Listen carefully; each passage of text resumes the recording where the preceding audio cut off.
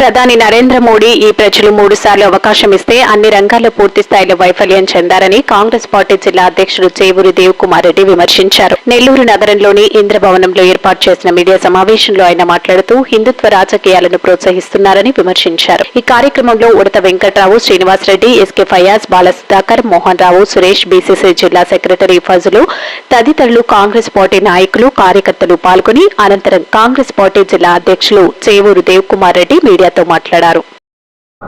నిధులు వెళ్ళవల్ అవుతుందనే దానికి మాకైతే నమ్మకం.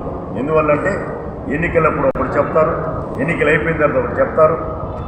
ఈనాడు ఒక చట్టాన్ని తెచ్చి ఎంత రాష్ట్రంలో ఇబ్బంది పెడుతున్నామని చూశారు. మణిపూర్ని ఇప్పటికీ మారణకాండ చల్లార్చలేకపోయారు కేంద్రం అధికారులు. చిన్న రాష్ట్రం ఇది ఏంటి అనేది చూస్తే ఆడ క్రిస్టియన్లు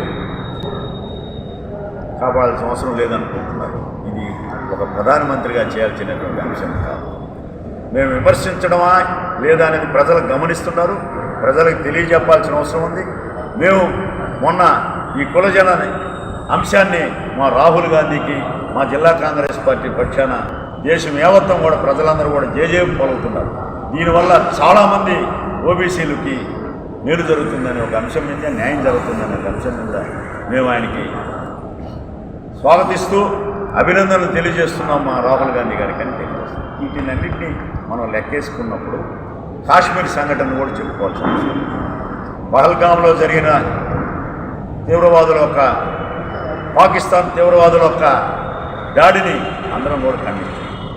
భారతదేశం అంతా ఖండించింది. మన జిల్లావాసి కావెల సాఫ్ట్వేర్ ఇంజనీర్ కూడా కళ్ళ ముందు, బిడ్డల ముందు, భార్య ముందు ప్రాణాలు పోగొట్టుకున్న అంశాన్ని కూడా అందరం కూడా మనం చూసాం.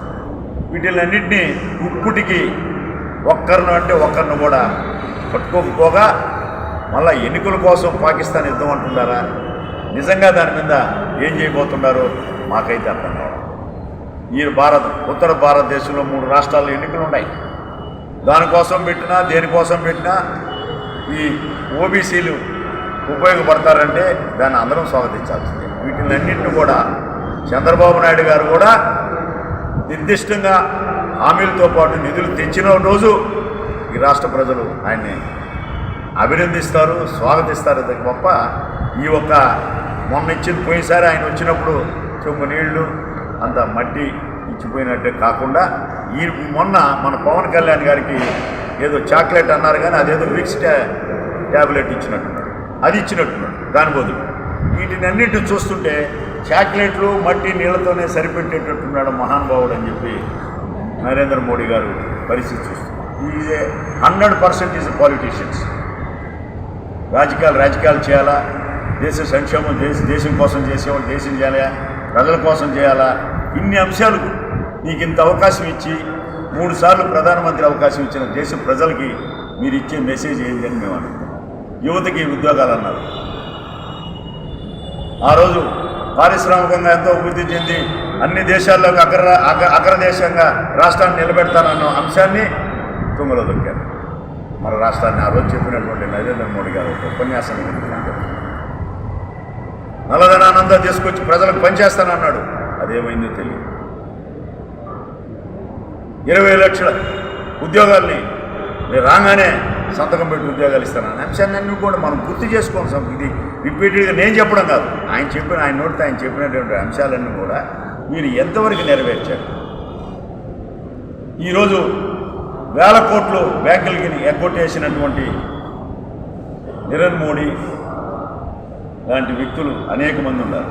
వాళ్ళన్నీ కూడా ఈనాడు బ్యాంకులు 1000 కోట్ల రూపాయలు, లక్షల కోట్ల రూపాయలు రైట్ ఆఫ్ చేసేసి వాళ్ళకంతా మేలు చేసిన అంశాన్ని సమర్థించుకుంటారా?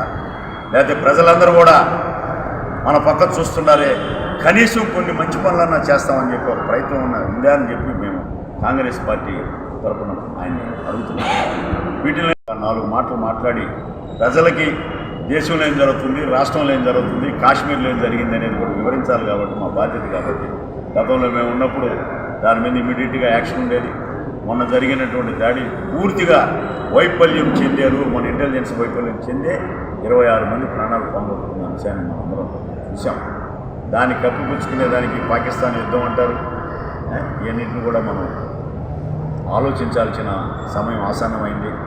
ప్రజలందరూ కూడా ఇటు గతంలో వైసీపీ ప్రభుత్వం అధికారంలో ఉండింది, తెలుగుదేశం అధికారంలో ఉండింది, ఆయన పరిపాలన చూశారు, ఈయన పరిపాలన చూశారు. వీటిలన్నింటిలో కూడా సాధించింది ఏం లేదనేది మా భావం. ఏదైనా దేశానికి కానీ రాష్ట్రానికి కానీ చేసింది కాంగ్రెస్ పార్టీ కాబట్టి ప్రజలందరూ కూడా మమ్మల్ని ఆశీర్వదిస్తారని మేము